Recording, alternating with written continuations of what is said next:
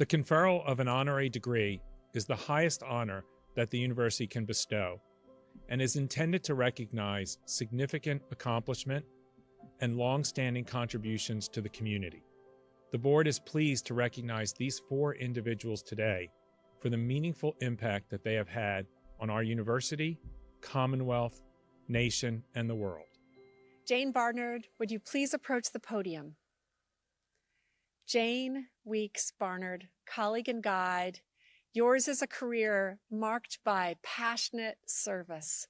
As a lawyer and a scholar, you have fought tirelessly for civil rights and civil justice. That work inspired countless law students as well as this university as a whole.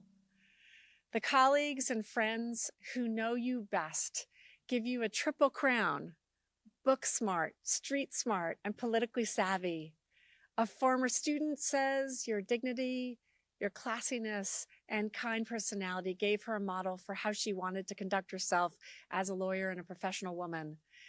After retiring from the law school, you co-chaired the committee that coordinated a year-long celebration, commemoration, and exploration to mark the 100th anniversary of women at William and Mary. Whether helping to found the Business Law Review, serving as president of the American Civil Liberties Union of Virginia, or chairing countless committees with great energy, you bring your full self to all that you do. Jayne Weeks Barnard, you are a trailblazer who has made an indelible impact on the field of law, your students, and this university. William & Mary is so pleased to honor you. By virtue of the authority vested in me by the Board of Visitors of the College of William & Mary and the ancient Royal Charter, I hereby confer upon you the degree of Doctor of Laws, honoris causa. Congratulations, Jayne.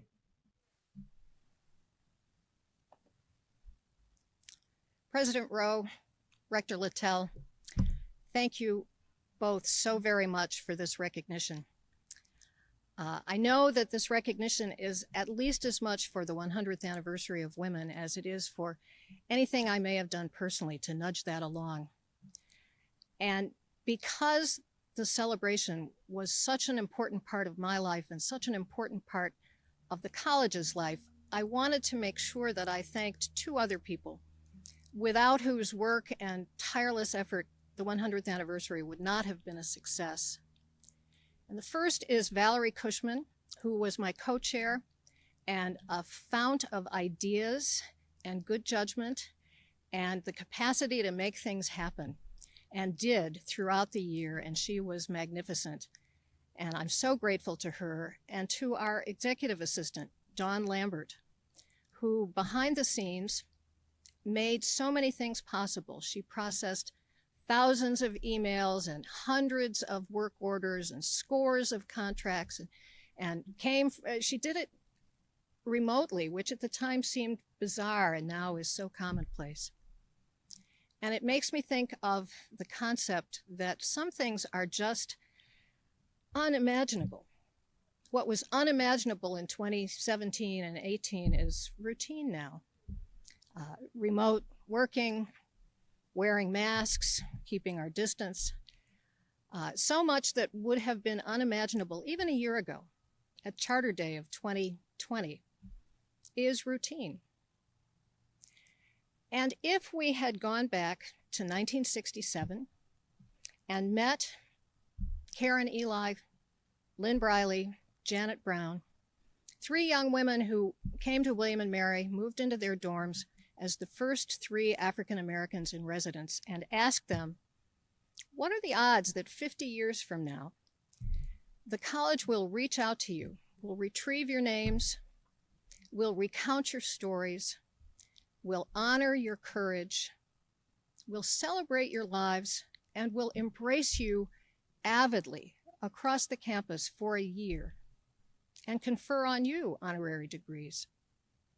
They would have said, that's unimaginable. And if we went back even farther to 1918, when the first women enrolled at William & Mary, there was a war going on, there was a pandemic afoot, there was resistance, there was curiosity, But if we had asked any of those women, Martha Barksdale or Janet Coleman or Alice Person, any of them, what are the odds that 100 years from now, when you are all long gone, that the college will retrieve your names and that we will retell your stories and that we will read your diaries, send your letters, and celebrate your lives? They would have said the same thing. That's just unimaginable. And yet, unimaginable things do happen. They've happened to all of us. They rarely, however, happen by accident. The 50th anniversary of African Americans in residence, the 100th anniversary of coeducation, they did not happen by accident. They happened through very willful planning, very determined advocacy, and very committed leadership. In the first instance, by President Taylor Reevely, who launched both of those commemorations and provided them with resources, his own personal commitment, and was there throughout the 50th anniversary year. And then President Roe arrived, and she leaned in very hard to the 100th anniversary and invested herself at every turn. And I'm so grateful to President Reevely and to President Roe and to Rector Littell, who behind the scenes played a very significant role in helping us land a get for two of our most distinguished speakers and guests. And even, again, behind the scenes, to Michael Fox, who solved any number of problems, kept our momentum going, and to him and to them and to so many others, I am so grateful. Thank you.